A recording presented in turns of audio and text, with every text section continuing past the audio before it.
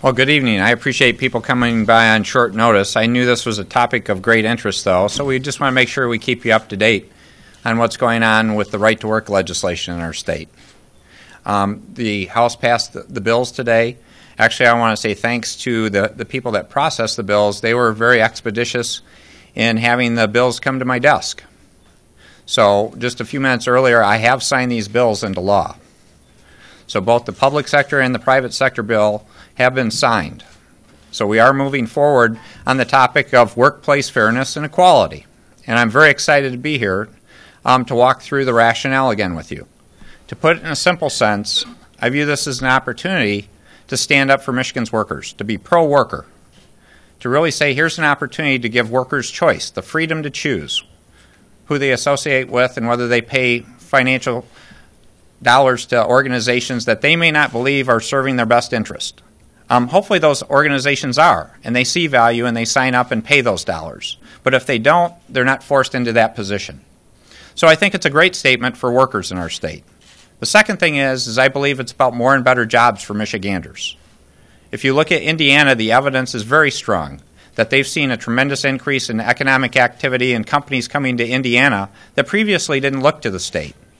They've got at least 30 companies that have taken agreements with the Indiana Economic Development Corporation to bring thousands of jobs to Indiana.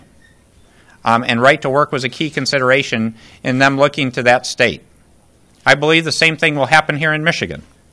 So for two very strong reasons. First of all, worker choice, the freedom to choose, and the concept of more and better jobs for our state. I think it was a good thing to sign this legislation and move forward, so I'm excited to see the outcome from that. So, again, this has been a divisive issue, and I will comment on that. This was the timing of such is something that I didn't seek out, but really what took place this summer with Proposal 2 triggered the dialogue and discussion that led to this. I asked labor leaders not to move forward with the ballot proposal because I knew it could trigger a discussion that could lead to right to work being a divisive issue.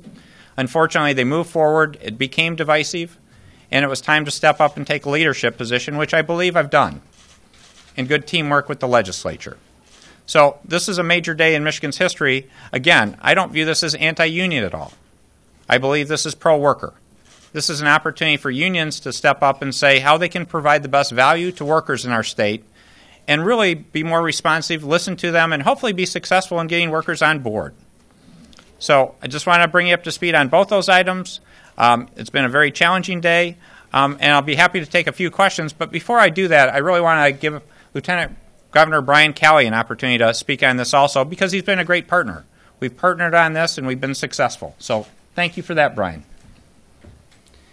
I would just like to say, as a person who is a part of the process of the bills moving through the legislature, congratulations to all of the citizens across the state of Michigan who participated in this debate, who were here for and who were against, who called, who emailed, who showed up at the Capitol, who even attended the sessions and stood in the gallery. It was certainly our pleasure to host the citizens of the state of Michigan and to engage in this way. But as we move forward from this point, it's critically important that we focus in on the number one issue facing the state of Michigan today is jobs, just like it has been over the course of the last 10 to 12 years. In the first decade of this century, our state lost 750,000 jobs.